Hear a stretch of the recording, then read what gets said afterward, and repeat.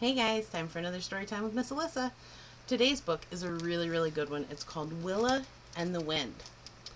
And it's an old folk tale being retold by Janice M Del Negro with pictures by Heather Solomon. And the pictures are really great. One of my favorite things about this book is the pictures. Let's get started.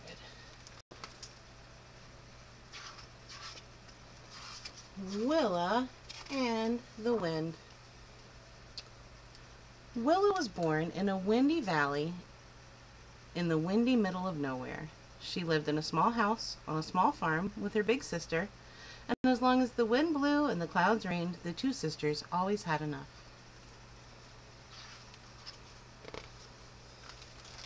But one summer, the wind took a holiday. The sun scorched the cornfields dry, and it burned the girls' noses red.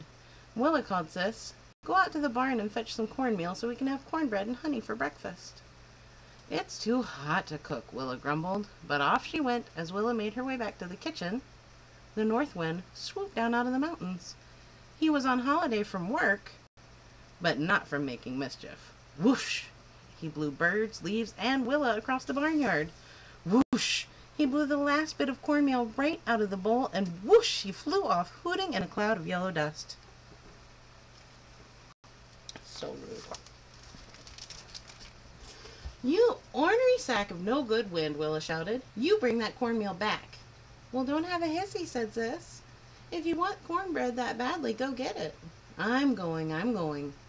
Willa stomped down the road, bound for the mountains and the home of Old Windy the North Wind.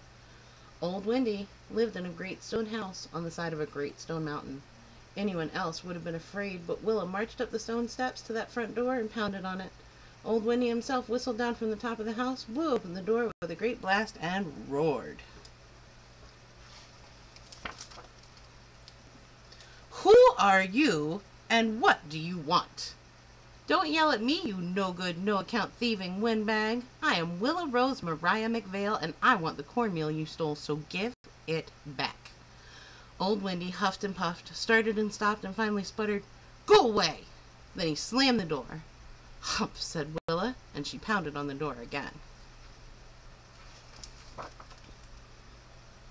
Back and forth they went, Willa pounding and Old Windy shouting, until finally that breathless wind leaned against the door frame and said, "Look, little girl, I am a fair wind. Take this in trade for your cornmeal." From one of his deep pockets he pulled a cotton handkerchief. Willa narrowed her eyes. "Now why would I want that old thing? I have a hanky, thank you." "It's in all the places I've blown, there's not another handkerchief like this one," said Old Windy. "Lay it flat and say, 'Head wind, tail wind, gale wind rough, give food and drink, more than enough, and you and yours will never go hungry.'" Willa tucked the hanky in her apron pocket and started home. The sun set behind the trees, and Willa knew it would be dark before she reached the safety of her sister's kitchen. She saw an inn by the side of the road, and she knocked on the door. "Please, sire," Willa asked the innkeeper, "may I sleep by your fire tonight?" "Well, girl, the fire burns with or without you in front of it," he said. Willa went in and settled by the hearth. She unfolded the wind's handkerchief and whispered, "Head wind, tail wind, gale wind rough, give food and drink, more than enough." Sure as the wind blows, the hanky was spread with the finest food and drink, and Willa sat and ate her fill.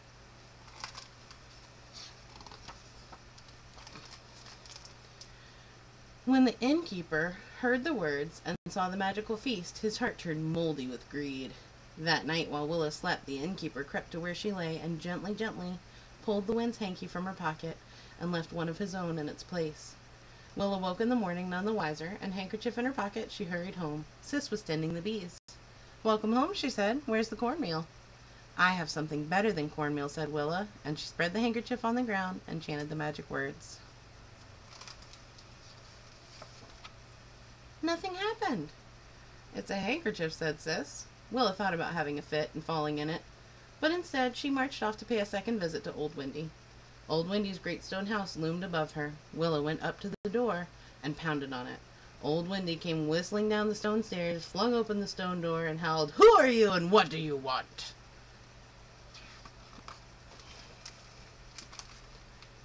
"You know very well who I am. I want that cornmeal you stole because that hanky you gave me isn't worth a spoon of spit. I'd thank you to remember that I am an honest wind. Here, take this and go away. Reaching down and reaching behind him, he drew forth a billy goat. Willa looked at the goat. She looked at old Windy. Why exactly do I want this goat? He'll eat everything he's not supposed to. He doesn't give milk, and he smells like a goat. In all the places I've blown, there's not another goat like this one. Tickle the goat and say the words, headwind, tailwind, galewind bold, fill empty pockets full of gold. And from his mouth, this goat will drop enough gold coins to fill your 2 cupped hands. Willa thanked the north wind for the goat and started home. Darkness fell, and once again she turned off the road to the inn. Well, girl, the innkeeper said, you may have a place by the fire, for that burns with or without you, but the goat will have to go to the barn. Willa led the goat to the barn, but before she left, she tickled him under his chin and whispered old Windy's words. And sure as the wind blows, that goat opened his mouth and dropped enough coins to fill Willow's 2 cupped hands. She returned to the inn, where she paid for a fine supper and a fine night's rest.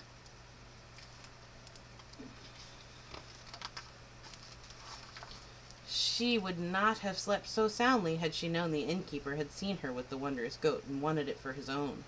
So in the middle of the night, the innkeeper took Willa's goat and left one that looked exactly like it in its place. In the morning, Willa was none the wiser. She took the animal by its tether and led it home. Sis was feeding the chickens. She took one whiff and held her nose. Willa, wherever you got it, you can't keep it. Oh, we'll keep it all right, Willa laughed. Watch. Headwind, tailwind, galewind bold, fill empty pockets full of gold. But sure as the wind blows, what that goat dropped had nothing to do with gold. Willa left Sis spreading fertilizer in the garden and tore back to old Windy's. She went up to the great front door and pounded on it. Old Windy came whistling down from the top of the house, threw open the door, and blasted, "Who are you?" and, "Oh, it's you." Willa looked at him sternly. Now, I don't know what kind of sneaky windblown shenanigans you're up to, but that hanky you gave me isn't worth a spoon of spit, and that goat you gave me isn't worth a bag of bees. Besides, they only worked once, and what kind of trade is that? Old Windy didn't even blink. He reached into his deep sleeve and pulled out a wooden whistle.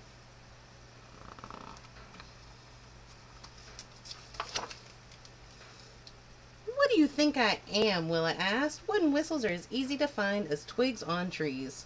In all the places I've blown, there is not another whistle like this one, the north wind said.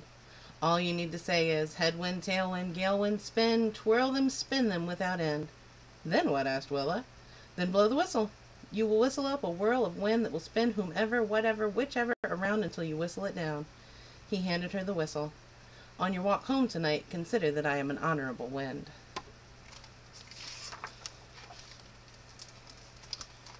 Willa pocketed the whistle and started home. A wisp of an idea blew into her mind, and she headed straight to the inn. Well, girl, the innkeeper said, have you come for another fine meal? Willa sighed. Alas, I have no money. I have come only to beg a place by your fire. Eyeing the wooden whistle peeking from her pocket, the innkeeper said, the fire burns whether you are in front of it or not. That night, Willa lay down by the fire, the whistle in her pocket, and it wasn't long before she breathed the deep, loud sighs of sleep. Now, the innkeeper hadn't seen Willa do anything with the whistle, but he was certain that if the hanky was magic and the goat was magic, then the whistle was magic too. In the light of the windy dawn, he crept to where Willa slept. Gently, gently out of her pocket, he stole the wooden whistle. He ran outside and blew on it. Nothing. He blew it again. Nothing. He blew himself blue. Still nothing. He threw the whistle down and stamped his feet. Willa, watching from the door, whisked out of the inn, scooped up the whistle, chanted the magic words, and blew.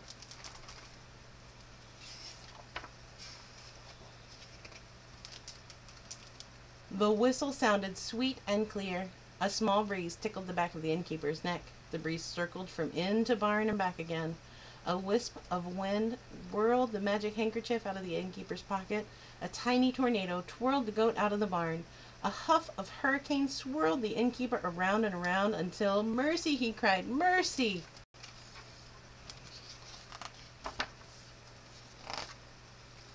You don't deserve it, Willa said with a sniff. She tucked the handkerchief into her pocket and took the goat by his tether.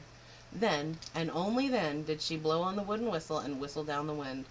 Behave yourself from now on, said Willa, or I'll come back and whistle you dizzy.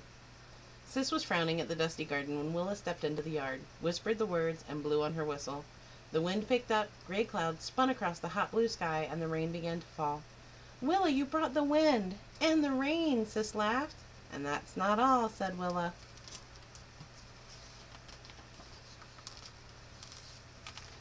Ever since then, in that windy valley, in the windy middle of nowhere, even in the driest summers and the hottest years, the wind whistles softly and the rain falls cool and sweet. The end. I think Willa was very brave to talk to the wind that way. I hope you liked our story today. It's one of my favorites.